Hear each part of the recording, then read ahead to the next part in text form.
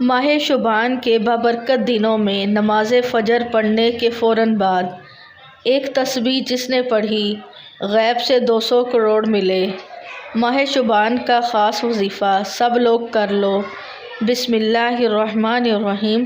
محترم ناظرین، جب فجر کی نماز پڑھ لیں تو فوراً بعد ایک تسبیح جس نے پڑھی غیب سے 200 کروڑ ملے، سینے کا راز پہلی بار بتانے جا رہی ہوں۔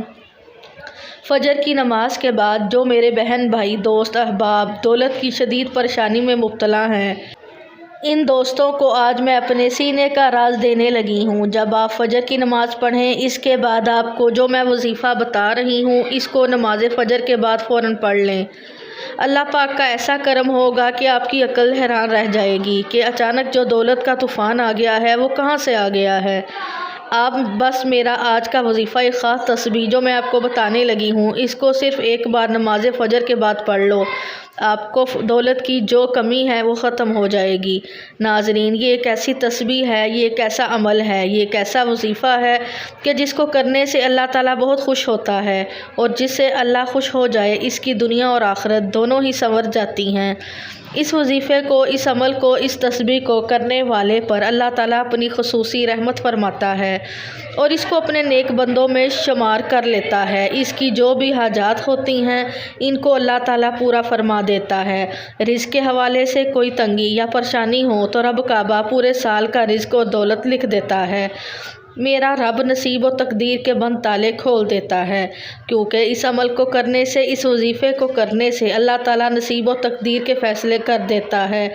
آپ کسی بھی دن اس تسبیح کو کر سکتے ہیں۔ ایک ایسا خاص وظیفہ جو آپ کے حوالے کر رہی ہوں، جس کو پڑھنے والا رب کعبہ سے بیٹھے بیٹھے کروڑوں کی خواہش بھی کرے گا تو میرا رب کروڑوں روپے بھی عطا فرمائے گا۔ یہ وظیفہ پڑھنے والے سے رب خوش ہو جاتا ہے، اور جس بندے سے رب خوش ہو جائے اس کا ذکر فرشتوں سے کرتا ہے، نام لے کر پکارتا ہے اور حکم جاری کرتا ہے، جاؤ اس بندے کی ہر حاجت کو پورا فرما دو، اس کا ہر مقصد پورا فرما دو، یہ جو مانگتا ہے، جیسا مانگتا ہے، غیبی خزانوں سے جھولیاں بھر دو۔ اللہ والو، اب رب کی ذات جب دینے کو تیار ہے، تم لوگ لینے سے کیوں انکاری ہو؟ جو بندہ بھی ماہ شعبان کے اندر اس تسبیح کو پڑھ لیتا ہے، اگر وہ محلے کا سب سے غریب ہی آدمی کیوں نہ ہو، اللہ تبارک تعالیٰ اس کو اس محلے کا امیر ترین شخص بنا دیتا ہے۔ لوگوں میں اس کی عزت ہوتی ہے، ہر بندہ اس کو ادب کے ساتھ، محبت کے ساتھ ملتا ہے۔ اگر دوستو آپ کی پریشانیاں ختم نہیں ہو رہی ہیں، آپ کی مصیبتیں ختم نہیں ہو رہی ہیں، آپ کو گھر میں سکون نہیں ملتا، آپ باہر بھی جب جاتے ہیں آپ دکھ اور مصیبتیں ہی اپنے ساتھ لے کر آتے ہیں، تو دوستو پھر آپ لوگوں نے ماہ شعبان کے اندر اس وظیفے کو ضرور کر لینا ہے۔ امید کے دیے روشن کرنا اور روشن رکھنا قرآن پاک کا امتیازی وصف ہے۔ دنیا بھر میں قرآن پاک کے سوا کوئی کتاب ایسی نہیں جس میں انسانوں کو ہر حال میں امید کا دامن ہاتھ میں رکھنے اور کسی بھی مشکل میں مایوس نہ ہونے کی تعلیم و ترغیب دی گئی ہو۔ قرآن کریم اپنے پیروکاروں کو خوشی، غمی، تنگ دستی، خوشحالی، پریشانی میں پرسکون رہنے کا درس دیتا ہے۔ قرآن پاک اپنے ماننے والوں کو ان کے تمام مسائل کے حل پیش کرتا ہے۔ قرآن پاک میں سورۃ الزمر ہی بطور مثال کافی ہے۔ اللہ تعالیٰ نے اس آیت کریمہ میں انسانوں کے سامنے رحم دلی، شادمانی اور امید کے تمام در کھول دیے ہیں۔ ارشاد باری تعالیٰ ہے، اے نبی کہہ دو کہ اے میرے بندو، جنہوں نے اپنے اوپر زیادتی کی ہے وہ اللہ کی رحمت سے مایوس نہ ہوں۔ یقیناً اللہ سارے گناہ معاف کر دیتا ہے، وہ بہت زیادہ مغفرت کرنے والا ہے اور بڑا مہربان ہے۔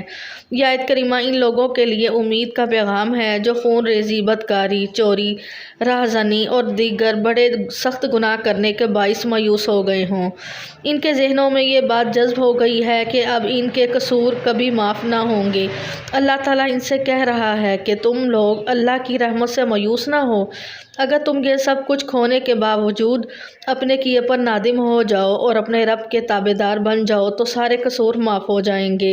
اللہ تعالیٰ نے سورۃ یونس میں ایسے لوگوں کے لیے جو الفاظ استعمال کیے ہیں وہ خوشی کا ایسا پیغام دیتے ہیں کہ انہیں جتنی بار بھی دہرایا جائے ان کے پڑھنے سے ایک نئی خوشی اور نئی آرزو ملتی ہے۔ اللہ تعالیٰ کے ارشاد کا مفہوم ہے، اے نبی کہو کہ یہ اللہ کا فضل اور اس کی مہربانی ہے کہ یہ چیز اس نے بھیجی ہے، اس پر تم لوگوں کو خوشی منانی چاہیے، یہ ان سب چیزوں سے بہتر ہے جنہیں لوگ سمیٹ رہے ہیں۔ قرآن پاک انسان کو ہمت، طاقت، حوصلہ اور امید دینے والی آیتوں سے بھرا ہوا ہے۔ ایسی آیتوں کی تلاوت رنج و غم کے احساسات کو مٹا دیتی ہے۔ ایسی آیتوں کی تلاوت سے مسائل پیچ نظر آنے لگتے ہیں۔ اللہ کی رحمت شامل حائل ہونے کا احساس دنیا کے سارے غموں کو بھلا دیتا ہے۔ سورۃ البقرہ میں اللہ تعالیٰ اہل ایمان کی خصوصیت بیان کرتا ہے کہ ان پر کوئی مصیبت پڑتی ہے تو کہتے ہیں کہ ہم اللہ کے ہی ہیں اور اللہ ہی کی طرف ہمیں لوٹ کر جانا ہے۔ انہیں خوشخبری سنا دو، ان پر ان کے رب کی طرف سے بڑی عنایتیں ہوں گی۔ اللہ کی رحمت ان پر سایہ کرے گی۔ پر امید رہنے کے جو فوائد مختلف جائزوں سے سامنے آئے ہیں، ان میں نمایاں ترین یہ ہے کہ پر امید رہنے سے امراض کو روکنے والا نظام مضبوط ہوتا ہے اور امید میں انسان مناسب فیصلے کرتا ہے اور مشکل حالات کا مقابلہ اچھی طرح سے کر لیتا ہے۔ ایسا انسان ہر دل عزیز ہوتا ہے اور امید سماجی تعلقات میں زیادہ لچکدار ہوتی ہے اور ملنے جلنے والوں کے ساتھ آسانی سے گھل مل جانا ہے اور امید ہی سے خوشی ملتی ہے۔ گھر، دفتر اور سماج وغیرہ میں ہر جگہ یہ نعمت سائے کی طرح ساتھ لگی رہتی ہے اور امید سے دماغ کو آرام ملتا ہے۔ پر امید ہونا ایمان کا حصہ ہے۔ مومن رب کی رحمت سوچ کر خوش ہوتا ہے۔ مایوس انسان ناقص الایمان ہوتا ہے، ہر وقت منفی سوچ کے باعث مشکل میں پڑا رہتا ہے۔ سیدنا یعقوب علیہ السلام کا واقعہ یاد کیجیے کہ وہ ایک بیٹے کو درندے کے ہاتھوں ہلاکت کی کہانی سنائی اور دوسرے بیٹے پر چوری کی واردات میں قید ہو جانے کا دعویٰ۔ اس میں سننے کے باوجود مایوس نہیں ہوئے۔ پیغمبر اسلام پر امید رہنا پسند کیا کرتے تھے۔ پیغمبر اسلام محمد مصطفیٰ صلی اللہ علیہ وآلہ وسلم پر امید رہتے تھے اور ہمیشہ نوید سنانے کا اہتمام کیا کرتے تھے۔ اپنے ساتھیوں کو اگر مگر کے چکر میں پڑنے سے روکتے اور فرماتے کہ اگر مگر شیطان کے در کھولتا ہے۔ رسول کریم صلی اللہ علیہ وآلہ وسلم اپنے صحابہ کو یہ درس دیتے تھے کہ جب تمہارے سامنے کوئی نامناسب واقعہ ہو جائے تو یہ کہا کرو تقدیر یہی تھی، اللہ کی مشیت یہی تھی، اس نے جو چاہا کیا۔ اس نے ہمیں بھی ہمیشہ پر امید رہنا چاہیے اور مایوس نہیں ہونا چاہیے۔ حالات چاہے جتنے بھی مشکل ہوں، اللہ پر بھروسہ رکھنا چاہیے اور اس سے اچھے کی امید رکھنی چاہیے۔ انشاءاللہ وہ آپ کو ضرور عطا کر دے گا اور آپ کے تمام مسائل بھی حل کر دے گا۔ زندگی کے سفر میں کبھی ایسے موڑ بھی آتے ہیں جب انسان امید اور نا امیدی کے دوراہے پر آ کھڑا ہوتا ہے۔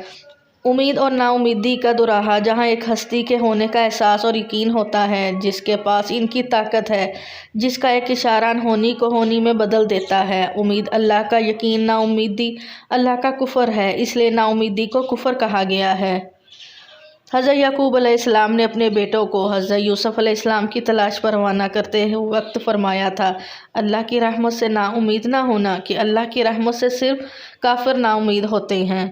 سورہ یوسف آیت نمبر۔ اللہ کی طرف دیکھ کر امید پیدا ہوتی ہے، دنیا کی طرف دیکھ کر نا امیدی۔ بس امید اور نا امیدی کے بیچ ہی اللہ ہے۔ اس کے علاوہ ناظرین آپ یہ وظیفہ ایک بار کیجئے، جس مقصد کو ذہن میں رکھ کر کریں گے میرا رب اس مقصد کو ایک ہی دن میں پورا فرما دے گا۔ اپنے رب سے مانگنے کا وقت ہے۔ اب رب کی ذات جب خود دینے کو تیار ہے تو پھر کیوں نہ رب سے مانگ لیا جائے۔ اگر میں یوں کہوں کہ یہ تسبیح پڑھنے والا خوش قسمت ہے، یہ تسبیح پڑھنے والا پہاڑ جتنا خزانہ بھی مانگے گا تو ایک دن کے اندر مل جائے گا۔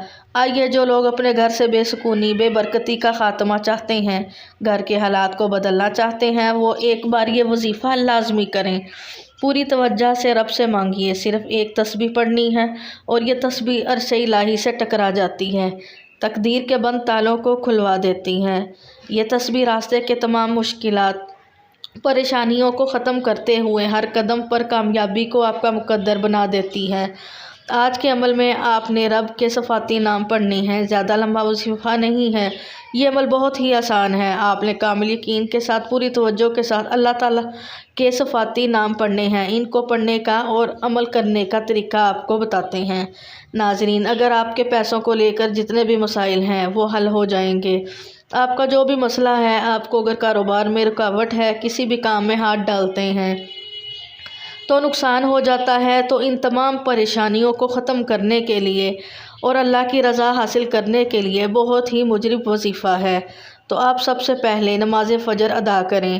جو طریقہ بتا رہی ہوں اسی طریقے سے آپ کو یہ عمل کر لینا ہے۔ اپنی طرف سے آپ کو کسی قسم کی کوئی کمی پیشی نہیں کرنی، ورنہ آپ کا وظیفہ اثر نہیں کرے گا۔ سب سے پہلے ایک مرتبہ ایک مرتبہ درود شریف پڑھیں۔ آپ لوگ صلی اللہ علی محمد پڑھ لیں یا صلی اللہ علیہ وآلہ وسلم پڑھ لیں یا درود ابراہیمی پڑھ لیں۔ درود ابراہیمی ایک مرتبہ میرے ساتھ بھی پڑھ لیں تاکہ ثواب ہو۔ اللہم صلی علی محمد وعلی آل محمد کما صلیت علی ابراہیم وعلی آل ابراہیم انک حمید مجید۔ اللہم بارک علی محمد وعلی آل محمد کما بارکت علی ابراہیم وعلی آل ابراہیم انک حمید مجید۔ آپ نماز فجر ادا کر لیں۔ ایک مرتبہ آپ نے کوئی سا بھی درود پڑھ لیں تو اب پہلے نمبر پر آپ نے 3 بار سورۃ کوثر پڑھنی ہے۔ انا اعطیناک الکوثر فصلی لربک وانحر ان شانئک هو الابتر۔ 3 مرتبہ سورۃ کوثر پڑھنے کے بعد دوسرے نمبر پر آپ نے 1 مرتبہ سورۃ اخلاص پڑھنی ہے۔ قل هو اللہ احد اللہ الصمد لم یلد ولم یولد ولم یکن لہ کفوا احد۔ جب آپ 1 مرتبہ سورہ اخلاص پڑھ لیں تو پھر آپ نے تیسرے نمبر پر 11 مرتبہ یا لطیفو پڑھنا ہے۔ توجہ کیجیے گا، یا لطیفو یا لطیفو یا لطیفو، اس کو بھی اچھی طرح 11 مرتبہ پڑھنے کے بعد پھر آپ نے آج کے عمل میں آپ نے آخری وظیفہ 11 مرتبہ یا دودود کا پڑھنا یا ودودو کا پڑھنا ہے، یا ودودو یا ودودو، اس کو اچھی طریقے سے پڑھنے کے بعد آپ پھر 11 مرتبہ یا مقتدرو پڑھ لیں، یا مقتدرو یا مقتدرو یا مقتدرو 11 مرتبہ پڑھنے کے بعد آخر میں اتنا ہی درود پاک لازمی پڑھیے گا جتنا آپ نے عمل کے شروع میں پڑھا تھا۔ 1 مرتبہ درود پاک پڑھنے کے بعد آپ کا عمل مکمل ہو جائے گا۔ اس وظیفے کی بدولت آپ کی جتنی بھی دولت کی تنگی ہے فوری طور پر ختم ہو جائے گی۔ آپ جیسے ہی عمل کریں گے آپ مالا مال ہو جائیں گے، آپ کی بند قسمت کے تالے کھل جائیں گے، آپ کی غیب سے مدد ہوگی۔ آپ ایک تسبیح بتائے گئے طریقے کے مطابق ضرور پڑھ لیجئے گا، میرا رب راضی ہو جائے گا، اتنا نوازے گا کہ آپ کو خود بھی سمجھ نہیں آئے گی کہ کہاں کہاں سے دولت آ رہی ہے۔ دعا ہے کہ اللہ تعالیٰ میرا سنانا اور آپ کا سننا اپنی بارگاہ الہی میں قبول و منظور فرمائے، آمین۔ اللہ تعالیٰ ہم سب کا حامی و ناصر ہو، آمین۔ ناظرین، اللہ تعالیٰ کے 99 ناموں میں سے ایک نام لکھ کر کمنٹ میں ضرور شیئر کریں، شکریہ۔